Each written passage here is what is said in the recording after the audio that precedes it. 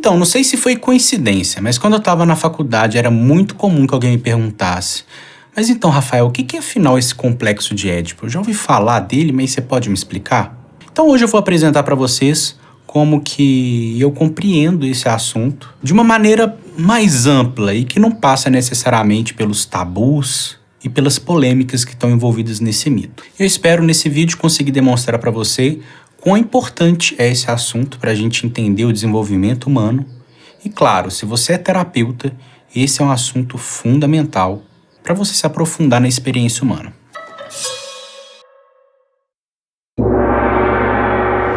Saudações, eu sou Rafael Bauti, seja muito bem-vindo ao Inner Innovation.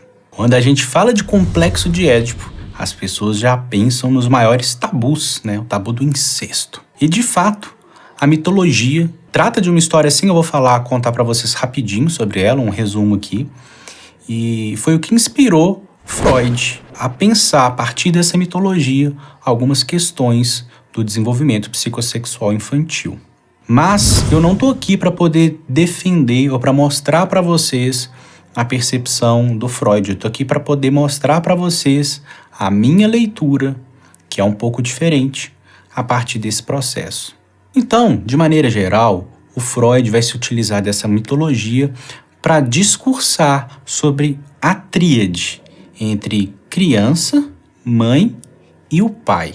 Vai falar em certo sentido de um desejo incestuoso por parte da criança pela mãe e da interferência odiosa do pai. Mas calma, não se assuste, pelo menos ainda, com essa terminologia. Já eu garanto que eu vou deixá-la um pouco mais palatável. Mas primeiro vamos falar um pouco sobre que mito é esse. Esse é o mito do Édipo Rei, é um escrito de Sófocles, e o mito vai contar a história do Laio, rei de Tebas, que teria sido avisado por um oráculo sobre seu futuro maldito. Ele seria assassinado pelo seu próprio filho, que então se casaria com a sua mulher. Que nojo! Então, para poder evitar que isso acontecesse, o que o Laio fez? Ele decide abandonar a criança num lugar distante e coloca prego em seus pés para que ele morresse. Só que aí então, um pastor encontra essa criança, consegue salvar a vida e dá para ela o nome de Edípodos, que significa pés furados. Depois de um tempo, essa criança ela é adotada pelo rei de Corinto e ele também passa pela experiência de se consultar com um oráculo. E aí ele recebe a mesma mensagem, que ele, filho, mataria o próprio pai e desposaria a mãe.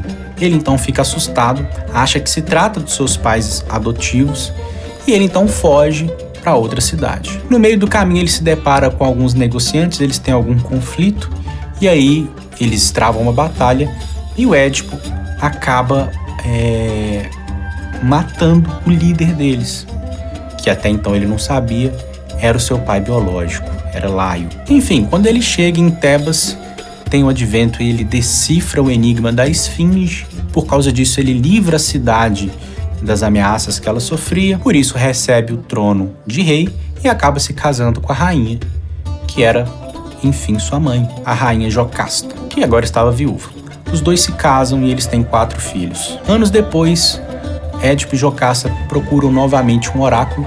Dá pra ver como que os oráculos eles têm um papel nessa história, né? E aí, o oráculo revela para eles que ela é a mãe dele. Então a Jocasta retira a própria vida e o Édipo fura os próprios olhos por não ter reconhecido a própria mãe. Que história trágica, né? Essa é uma história que dá um certo embrulho no nosso estômago por mexer com questões tão tabus e tão intensas. Eu não sei como é que é para vocês escutarem isso.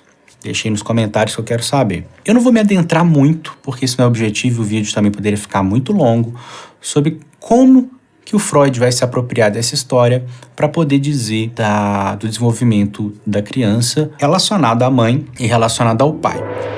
O que eu quero pontuar é que é muito importante a gente localizar a perspectiva do Freud, né, de acordo com as vivências dele, de acordo com a cultura que ele estava inserido.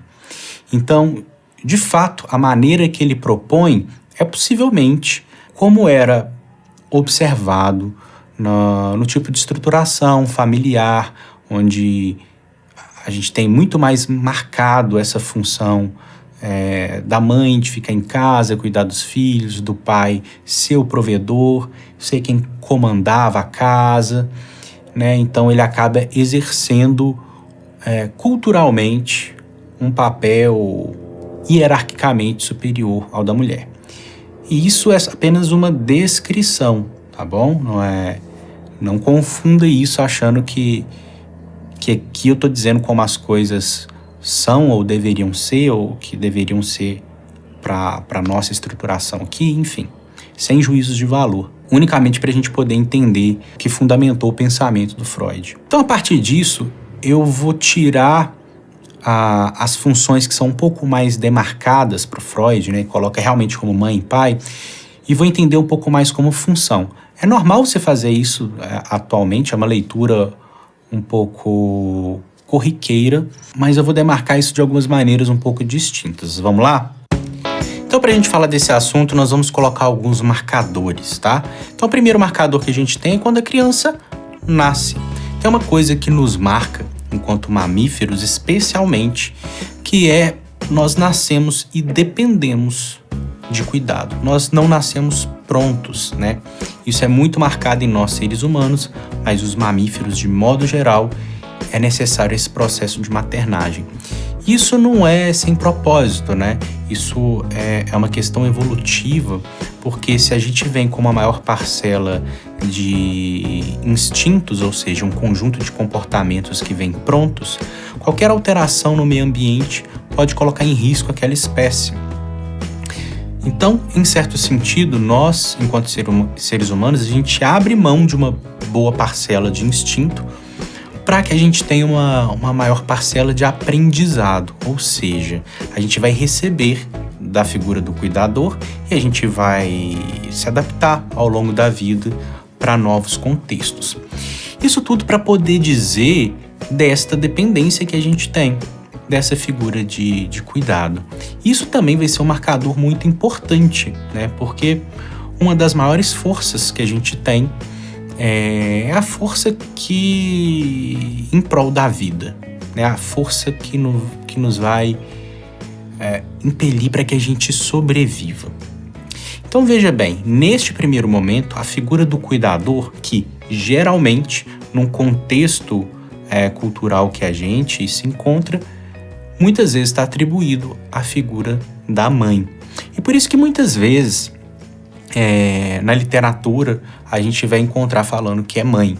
Mas na verdade são essa figura próxima que vai ensinar, vai cuidar e vai oferecer o que essa criança precisa para poder se desenvolver. Então percebe que a primeira coisa que vai marcar a relação do bebê é a relação que tem com a mãe, que é quem vai oferecer esses cuidados. É uma relação de dependência. Dependência por quê? Se essa mãe sai de cena, o que acontece com esse bebê? Ele morre, né? E essa dependência, ela não está somente no nível material. O que eu quero dizer com material? Não é só dar comida para o bebê e só aquecer ele, né? Proteger ele, enfim, do clima e etc. Existe também uma necessidade afetiva que muitas vezes é um pouco contraintuitivo e isso vai fazer muita diferença lá na frente, né? Então os estudos mostram, né, isso a gente tem na obra de Spitz, no Meu Primeiro Ano de Vida, é um livro do Spitz, que ele mostra isso que algumas crianças que ficam, né, que são retiradas e não estabelecem uma pessoa para ter essa relação de cuidado, essas crianças atrofiam e muitas morrem, né? Quando elas são separadas da mãe, enfim, e ninguém assume essa função. Então, afeta uma necessidade básica também. Então, imagine só que essa criança ela vai se relacionando com essa mãe e, basicamente, a estruturação lógica dela, de como ela vai lidar com o desejo, e aí a gente já não vou diferenciar muito desejo de necessidade. Enfim, aqui no canal você vai encontrar outros vídeos que eu vou falar mais disso, mas nesse ponto aqui o que basta pra gente é entender que, em certo sentido, essa mãe, ela passa a ser um representante do desejo, no sentido de ela supre as necessidades e ela conduz também como essas necessidades vão ser supridas. Então isso, a criança ela vai entendendo e vai introjetando este modelo, e isso vai se consolidando também como vai se dar a via do desejo dessa criança. Então, em linhas gerais, o que eu quero dizer? Essa primeira relação com esta figura ou estas figuras de cuidado vai estabelecer esse primeiro registro para o bebê que tem a ver com como ele vai lidar com o desejo. Entra-se essa imagem do pai. Então pensa numa estruturação de família tradicional, onde a gente tem, né, a relação da mãe com o bebê, principalmente onde eles convivem então, o dia inteiro juntos, e chega o pai de noite e aquela estruturação familiar se altera.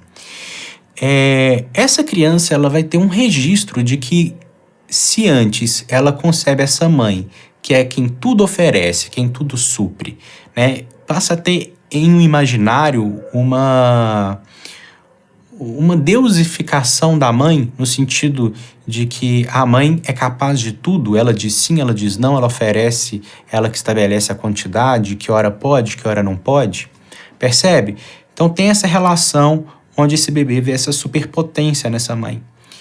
Só que o que acontece? Quando esse pai chega, imagine um pai que, mesmo que não seja uma figura de um pai opressor que dita as regras, a própria inserção de qualquer pessoa em um sistema altera o sistema. Então, em algum momento, esse bebê, essa criança, começa a perceber, ora, quando chega este que é diferente, né? Em algum momento ela vai começar a ter esse registro de diferença, né? Seja diferença de gênero, seja diferença de postura física, não importa, essa não é a questão aqui. Então existe alguém que modula o comportamento da mãe. Aí você pode estar se perguntando, tá, mas e se é uma mãe solo, né? A gente pode imaginar que outras pessoas podem oferecer isso, que seja a própria avó que chega, né, e reestrutura como tem aquele funcionamento e tal. E num âmbito ainda mais simbólico, e que é o ponto onde eu quero chamar a atenção aqui, a própria cultura o faz. Por quê? Pensa comigo. Neste primeiro momento, existe essa endeusificação dessa mãe que oferece tudo. Mas, de repente, em algum momento, né, no desenvolvimento dessa criança, ela fala para a mãe, mãe, eu quero um brinquedo novo. E essa mãe pode dar uma resposta do tipo, meu filho, mamãe não tem dinheiro. Ô, filho, agora eu não posso, eu preciso trabalhar e assim que eu receber eu compro para você. Essas e outras cenas que podem acontecer começam a ter um novo registro para essa criança. Ela pensa, ora, a minha mãe não é super poderosa, ela também está à mercê de um outro. Este um outro, para a psicanálise, ele vai ser direcionado de maneira um pouco mais diretiva para essa imagem do pai. E aí a gente pode pensar nessa estruturação social. Por quê? Porque nós somos animais sociais e a nossa sobrevivência ela vai ficando com uma dependência de maneira cada vez um pouco mais ampla. E esse é o ponto desse complexo de Édipo, que é a maneira onde eu faço essa leitura, né? Porque no primeiro momento, essa dependência é exclusiva dessa figura do cuidador, ou de um pequeno grupo de cuidadores, mas geralmente tem uma pessoa que assume essa função principal, né? Em linhas gerais, na nossa cultura. Em algum momento, essa criança ela percebe que esse ciclo antes fechadinho na relação mãe-bebê se amplia um pouco para um núcleo pequeno, para um núcleo familiar, para um núcleo íntimo. Em algum momento, vai se entender também que estas pessoas que estão cuidando, elas também são cuidadas, ou seja, elas dependem de algo. E que a nossa dependência da nossa estruturação social, né? Veja bem, todos nós, de maneira geral, se fôssemos excluídos da relação social, né? A gente fosse mandado para o meio de uma floresta sozinho, provavelmente a gente não sobreviveria. A gente não é preparado para isso. Então, a nossa sobrevivência, ela depende da maneira como a gente se estrutura. Então, lá atrás, existe um medo né? O medo, ele está relacionado com a nossa sobrevivência. Então, ele é uma identificação de uma ameaça, real ou não, que nos coloca em risco.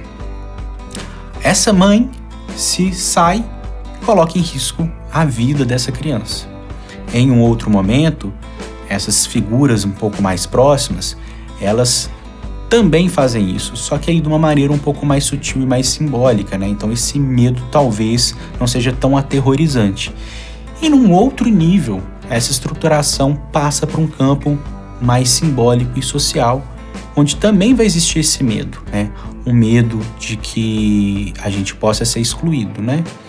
E essa é mais ou menos a construção da ansiedade. A ansiedade se a gente for olhar isso num dicionário, vai dizer que é um medo brando. Eu acho que é um medo um pouco mais sutil, um pouco mais simbólico, né? Então, quando a gente está na relação social e aí a gente pensa, aliás, perdoe, a gente não pensa, isso não está num campo racional. A gente experimenta uma certa dependência que nos causa um certo mal-estar e uma certa apreensão, no sentido de que se eu não for pertencente a essa sociedade, se eu não for útil a essa sociedade, se por algum motivo eu for excluído, a minha vida está em risco. Então toda essa construção permeia a relação da criança com a mãe e essa introjeção do pai, né, que em certo sentido, seja ele na figura do pai mesmo, seja ele na figura da cultura, vai ser aquele que barra o desejo, né? Que é o grande, na minha opinião, um grande ponto ali onde isso é colocado, né? Se a relação da mãe com o bebê, a mãe está suprindo tudo que essa criança precisa, em algum momento, esse tudo que essa criança precisa não pode ser tudo, né? Onde se instaura o princípio de realidade, vai ser aquilo que convém, aquilo que é possível, aquilo que está dentro da ordem social, aquilo que de uma maneira mais rígida o pai permite, ou seja, que é o que o Freud vai colocar como castração, né? Se isso chega de uma maneira muito intensa, né, muito incisiva, vai fortalecer o funcionamento da neurose, mas acaba que essa estruturação da maneira como a gente se organiza, eu diria que é inevitável, né? E é inevitável para que a ordem social se perpetue. Porque se nós lidéssemos com o desejo de maneira simplesmente eu vou fazer tudo aquilo que me dá vontade, né, tudo aquilo que eu quero, isso coloca em risco as relações, né? Porque a gente sai na rua, briga com quem quer, faz o que quer, isso não é compatível. Então, essa ordem, esse organizador, ele tem que vir de algum lado, né? E ele vem desse campo simbólico, dentro da minha leitura, do contexto social, de uma maneira muito mais sutil e perspicaz, não sei se essa seria a palavra, do que pensar puramente na imagem, né, do pai mesmo.